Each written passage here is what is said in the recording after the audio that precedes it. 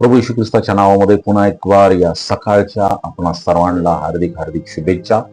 प्रियजनांनो, आज आपण देवाच्या वचनातून पुन्हा एकदा आजच्या सकाळी आशीर्वादित होणार आहात. म्हणून आजच्या मननासाठी आणि आजच्या चिंतनासाठी मी जे वचन आपणासाठी आणि माझ्यासाठी निवडलेलं आहे ते वचन लूकचं पुस्तक 10वा अध्याय आणि 42 वचन, सर्वांना माहित असलेलं वचन.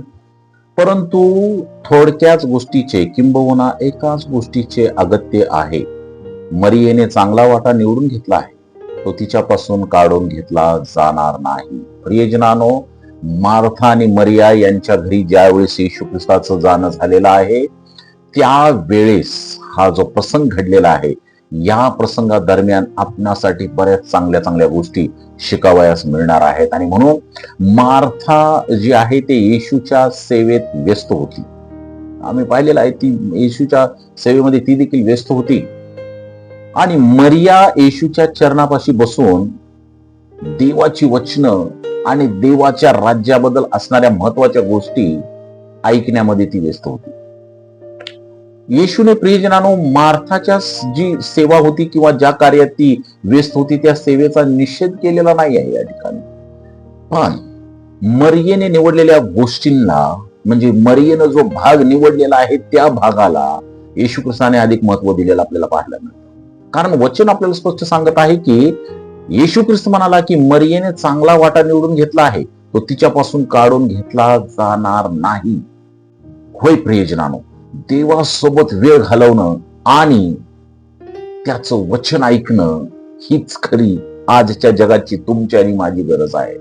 आज प्रियजनांनो, आपण अनेक कामे, जबाबदाऱ्या आणि चिंतांमध्ये इतके व्यस्त झालेलो आहोत की देवासाठी आपण वेळ काढणं थोडं कठीण होऊन गेलेलं आहे. आम्ही विसरतो. आम्ही एवढंच केवळ नाही तर देवापासून लांब जातो. देवाच्या जवळ बसण्याच्या ऐवजी आम्ही देवापासून लांब जात आहोत. परंतु येशू आपल्या वचनातून त्याच्या सेविकेला आणि आम्हाला सांगत आहे की एकच गोष्ट आवश्यक आहे, अगत्याची आहे, आणि ती म्हणजे त्याच्याशी नाते जोडणे. आम्ही त्याच्याशी नातं जोडणं ही अत्यंत महत्वाची बाब आहे. त्याचं वचन ऐकणं आणि त्याच्या उपस्थितीत राहणं ही बाब आमच्यासाठी आणि आमच्या आध्यात्मिक जीवनासाठी आणि विशेषतः या शेवटच्या काळासाठी खूप महत्वाची बाब आहे. तुम्हाला माहित आहे का की कारण शेवटच्या काळामध्ये आपल्यापासून वचन काढून घेतलं जाईल. पण आमच्या जवळ जर अधिक देवाजवळ घालवलेला वेळ असेल, अधिक वचनांच्या मध्ये घालवलेला वेळ असेल, तर आम्हाला तो शेवटच्या काळामध्ये उपयोगात येणार आहे. मरियेने निवडलेला उत्तम भाग प्रियजनांनो म्हणजे आध्यात्मिक संपत्ती. ती आध्यात्मिक संपत्ती जी कोणीही कधीही हिरावून घेऊ शकणार नाही. ती आध्यात्मिक शक्ती ज्याचा साठा प्रत्येक मनुष्याच्या जीवनामध्ये, मनामध्ये, अंतःकरणामध्ये असणं गरजेचं आहे. ती आध्यात्मिक संपत्ती जी परमेश्वर आम्हाला रोज सकाळी देऊ इच्छितो, दररोज देऊ इच्छितो. देवाचं वचन, बायबल आणि देवाची इच्छा जाणून घेणे. जगातील गोष्टी प्रियजनांनो नाश पावत आहेत, परंतु देवाचं वचन आणि त्याच्याशी असलेले नातं हेच अनंतकाळ टिकणारं असं नातं असणार आहे. आणि म्हणून या शेवटच्या कालावधीमध्ये, या शेवटच्या काळामध्ये आपण जितकं काही देवाचं वचन त्याच्या सानिध्यामध्ये बसून आत्मसात करू, तेच सर्व तितकं आध्यात्मिक वचन आपली आध्यात्मिक वाढ करणार आहे आणि ख्रिस्ताचं येणं जवळ करणार आहे. मार्था करत असलेली सेवा ही काही चुकीची सेवा होती काय? नाही. प्रियजनांनो, मार्थाने देखील एक विशेष अशी गोष्ट केली होती, परंतु तिने तिच्या शारीरिक तयारीला तिच्या आध्यात्मिक रहन शक्तीपेक्षा जास्त महत्व दिलं होतं. शारीरिक तयारीला जास्त, शारीरिक गोष्टी, अन्न, पाणी, सेवा, या सर्व गोष्टीला तिनं अधिक महत्व दिलं होतं. परंतु आजच्या काळाची गरज आहे आध्यात्मिक ग्रहण शक्ती आपली वाढली पाहिजे, आध्यात्मिक ताकद आपली वाढली पाहिजे.